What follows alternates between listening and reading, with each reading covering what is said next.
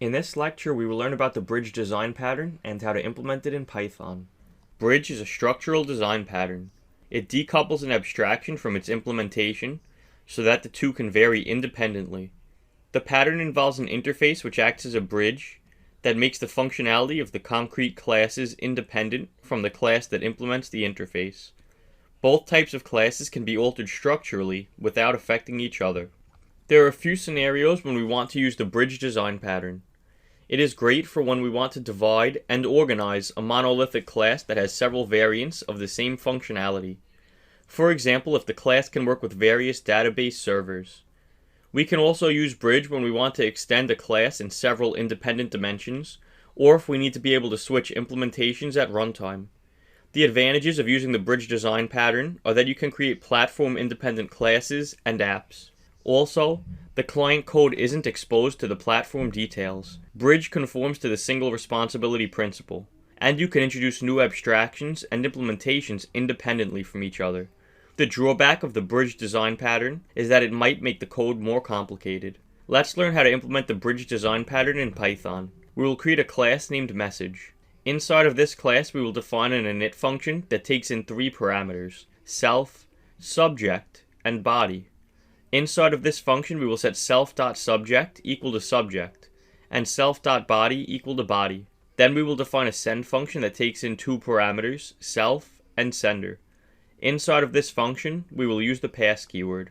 Next, we will create a class named systemMessage that extends the message class. Inside of this class, we will define a function named send that takes in two parameters, self and sender.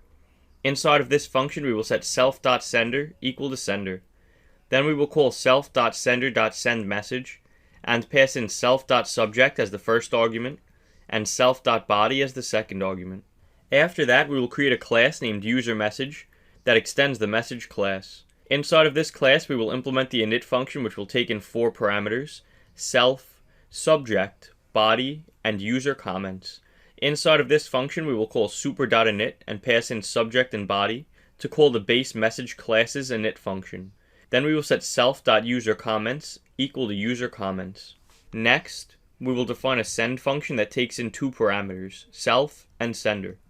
Inside of this function, we will set self.sender equal to sender. Then we will create a variable named fullBody and set it equal to self.body concatenated to the string userComments, and then self.userComments with empty spaces in between for readability. Finally, we will call self.sender.sendMessage and pass in the self.subject as the first argument and fullBody as the second argument. Next, we will create a class named sender that defines a sendMessage function and takes in three parameters: self, subject, and body. Inside of this function, we will use the pass keyword. Then we will create a class named FacebookSender that extends the sender class. Inside of this class, we will implement the sendMessage function that takes in three parameters: self, subject, and body. Inside of this function, we will print the string Facebook concatenated to subject, and then concatenated to a hyphen, and then the body variable. After that, we will create a class named TwitterSender that extends the sender class. Inside of this class, we will define the sendMessage function that takes in three parameters: self, subject, and body. Inside of sendMessage, we will print the string Twitter concatenated to subject, then a hyphen, and then the body variable.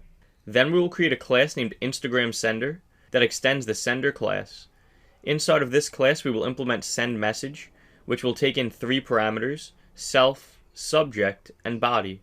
Inside of this function, we will print the string Instagram, then concatenate the subject variable, then a hyphen, and then the body variable. Time to test our code. We will create a variable named FacebookSender and set it equal to a FacebookSender object. Then we will create a variable named TwitterSender set to a TwitterSender object. After that will come an InstagramSender set to an InstagramSender object. Then we will create a variable named Message set to a systemMessage object with testMessage passed in as the first argument and the string hello world passed in as the second argument. Then we will set the message.sender equal to FacebookSender and then call message.send and pass in message.sender. After that, we will set the message sender equal to TwitterSender and then send the message. Next, we will set the message sender to InstagramSender and then send the message.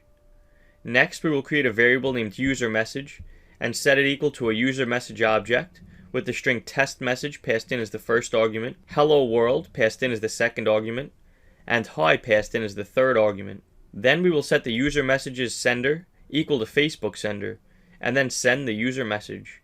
When we run the code, notice that the message was sent to the different platforms thanks to the bridge design pattern that we implemented. In the next lecture, we will learn about the composite design pattern and how to implement it in Python.